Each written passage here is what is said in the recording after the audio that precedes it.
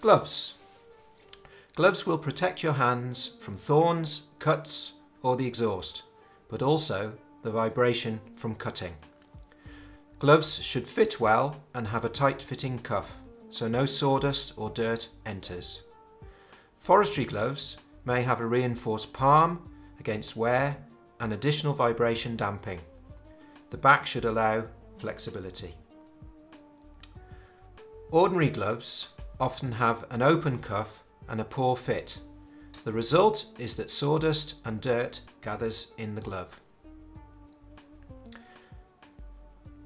These gloves have non-slip palms, a good cuff and are elastic and breathable. They may have less vibration damping than a leather glove.